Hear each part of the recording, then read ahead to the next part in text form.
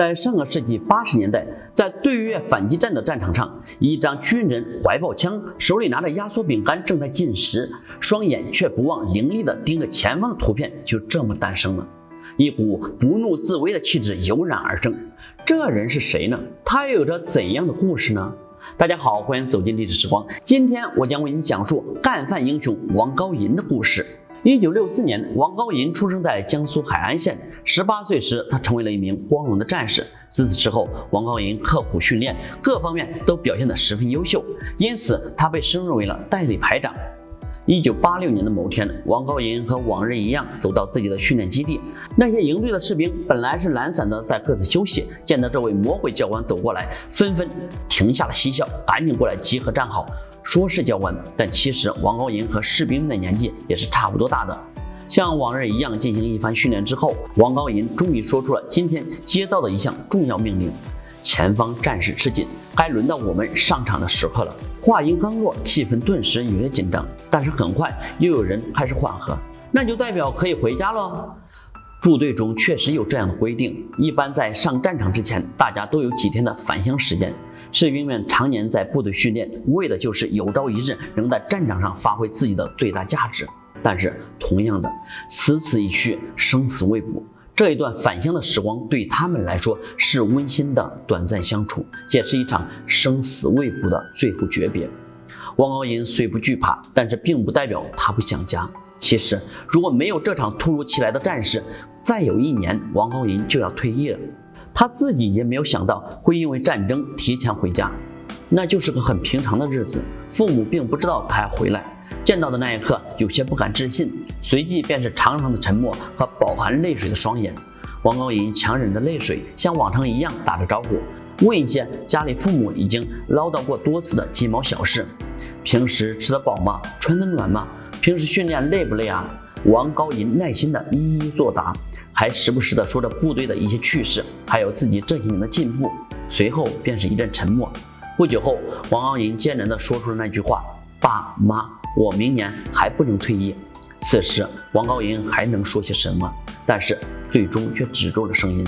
参战的事情是万万不能跟父母讲的，这毕竟是军事机密。父亲知道孩子的难处，也不开口多说，只是转过头淡淡地安慰妻子。而这几天，王高银也一直待在家中，与父母过着寻常又美满的日子，直至分别的那一天到来。他重新踏上火车，回到部队。在奔赴战场之前，为了提前适应战事，部队在临行前开展了特殊训练。起初，王高银所在连队进行了负重30公斤训练。不过在王高银看来，平时训练多刻苦，战时才能够有更多机会活着。所以王高银所在连队每次训练都会负重60公斤。王高银对自己更严格，他要负重70公斤。就这样，王高银所在连队战斗力异常强悍。上了战场之后，王高银主动提出要去最危险的地方——54号阵地。54号阵地又名上甘岭，这个名字和抗美援朝战争时候上甘岭战役的名字是一样的。这里距离中越边境只有100米远，可以说是这次主要战场中最危险的位置。他们一天24小时轮番巡逻，最怕的就是敌人的突然偷袭。在这种特殊的环境下，战士们不能有一丝一毫的松懈。一次，敌人们想要派遣奸细过来查看我军底细，刚好被躲藏在暗处的王高银和一位战友看见。事态紧急，王高银只能将手里的手榴弹扔过去，成功的阻止了敌人的计划。被打得措手不及的越军恼羞成怒，决定直接向解放军发起进攻。而我军长期以来一直持着绝对的优势，这一次也不例外，成功将敌人逼退。抱着不主动挑衅的原则，军人们并没有乘胜追击，而是镇守在原地。王高银也回到了自己坚守岗位，将枪抱在怀中，拿着压缩饼干一点一点往嘴里送着，眼神却死死盯着前方敌人，整个人像是匍匐在野地里的豹子。这一幕被战地记者刚好记录下来，成为日后我们难得的一份关于对越自卫反击战的记录。后来越军对我们的军人再次动用喷火枪发起进攻，山地中杂草丛生，一点火星便能引起大火，眼看火势就要蔓延到我方的手榴弹库，躲在猫耳洞的士兵们着急的不行。此时出去也是十分危险的，敌人早已经把枪口对准了洞口，只要一出去，无疑就会被打成筛子。此时的王高银没有说话，带着一箱手榴弹蹲在门口。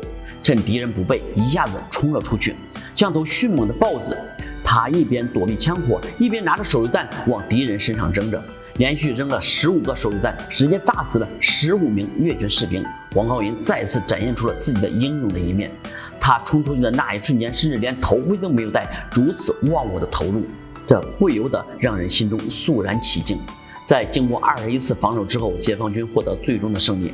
在战争胜利后，凯旋回国之后，对越自卫反击战中屡次立下不少战功的王高银，自然也获得不少荣耀，例如个人1等功、全国英雄模范代表等。只要王高银继续待在部队，死后必定一片大好光明前途。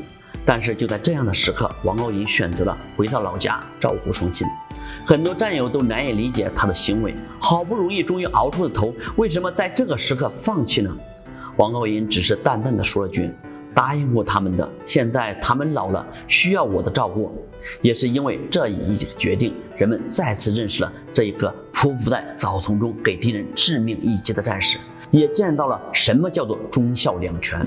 如今57岁的王高银偶尔会在网络上分享一下自己的动态，从照片上可以看出，他依旧精神抖擞，和年轻时一样充满活力。